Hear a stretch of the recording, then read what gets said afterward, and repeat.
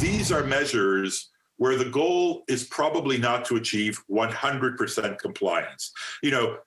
Basically, what we need to do is to massively reduce the numbers of contacts that people have with one another, so that the virus has literally less place to go. Quebec becomes the first province to impose a curfew as of Saturday for 4 weeks. The province is also extending lockdown measures, hoping to slow the spread of COVID-19. But some experts question how the rules will be applied.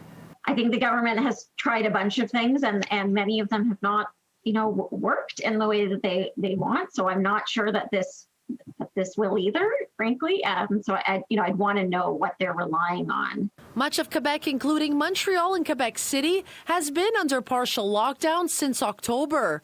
Bars, restaurant dining rooms, gyms, and venues all closed. In December, the province closed all non-essential retail stores and extended the holiday break for elementary and high school students. Office workers were asked to work from home. Yet these measures have not decreased COVID cases and deaths in the province. As of Saturday, Quebecers will not be allowed to leave their home from 8 p.m. to 5 a.m. unless they are going to and from work until February 8th. The fines for breaking the curfew will be between $1,000 and $6,000. Police officers will make sure everyone respects the rules. A McGill law professor questions how it will be enforced. Single mom, cook dinner for the kids, really needs, half an hour outside, just walking around alone with no risk of contact with anybody else, just to clear her head, get a little bit of exercise and a little bit of a mental health break.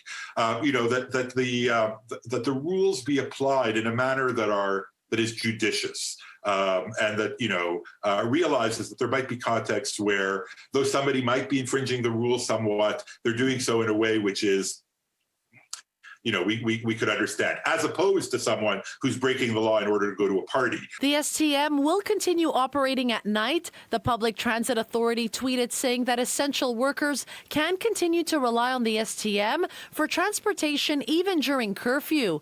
As for the homeless population in Montreal, advocates say there is a space for everyone who needs a place to sleep. I suspect that there will be leniency in the way the rules are applied with respect to people who find themselves homeless and might be discovered on a street corner at 11 p.m. Quebec expects to vaccinate 250,000 people by February, prioritizing seniors living in long-term care homes and healthcare workers, hoping this will help flatten the curve. The curfew will begin on Saturday at 8 p.m. In Montreal, Melina Giubilaro, City News.